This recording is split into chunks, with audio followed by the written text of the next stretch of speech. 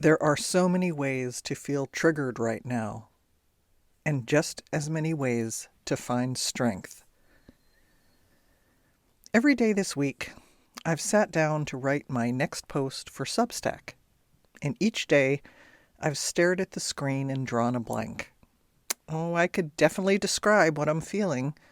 A whole lot of anxiety, fear, and despair.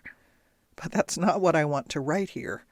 The whole reason I started this Substack was to offer inspiration, to provide a positive resource in a difficult time. As the old saying goes, people teach what they need to learn. That's always been true for me as an author and a teacher. My work has always centered around the issues I'm immersed in or wrestling with in my life. And right now, I need to learn how to manage my anxiety as the world around me becomes increasingly dangerous. I've been struck lately by how differently the people in my world are responding to the current crisis. The attack on federal agencies, civil rights, clean air, clean water, international cooperation, trans people, immigrants, judges, universities, public schools, pro-Palestinian demonstrators. The list goes on and on. There are those, like me, struggling on a daily basis to maintain our equilibrium in the face of intentional cruelty and destruction, and others close to me who aren't worried. They seem unaffected, going about their lives as if nothing has changed. Others are numbing out or looking the other way. I've heard lots of variations of, I'm just not really into politics. It's too upsetting. I just can't look. It's okay. I live in a blue state. Nothing I do is going to make any difference anyway. It's not really so bad.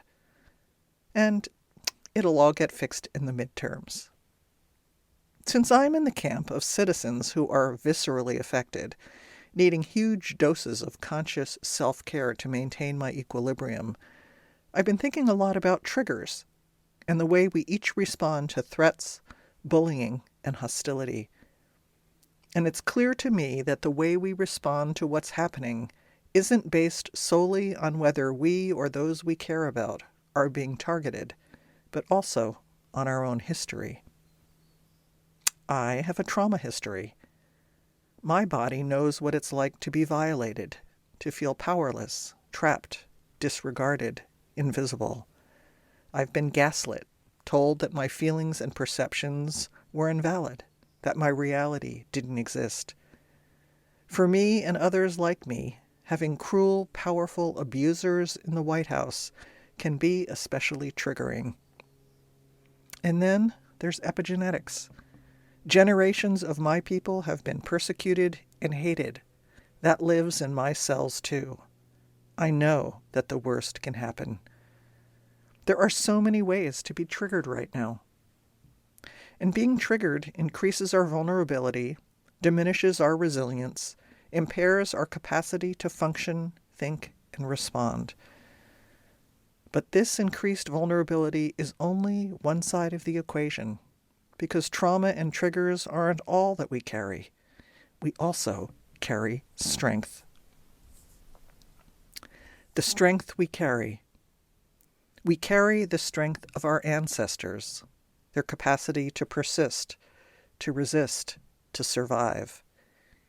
We carry the toughness we've demonstrated in our lives, the challenges we've met, the difficulties we've overcome, the losses we've grieved, the bullies we've left behind, new beginnings we've made when all seemed lost. As seasoned human beings, we have access to a rich store of inner resources. We've demonstrated courage before. We've worked to heal. We've manifested our dreams, weathered disappointment, uncertainty, and failure.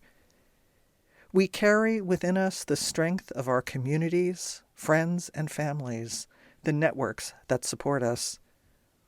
We carry inspiration from the historical figures we admire and the literary characters who inspire us. We carry the strength of our beliefs, values, faith, and fortitude. We can draw on the power of the earth beneath us, the trees around us, the flowers pushing through cement, spring returning after a bitter winter. There are so many strengths we carry. We need to remember and harness them now. So here is your writing prompt. What gives me strength? Make it a long list. Start with the things in your current life that fortify you. Then reach back in time and identify as many historic, ancestral, and literary sources of strength as you can. Continue to add to this list as new things occur to you. Okay, I'm going to give you the prompt one more time.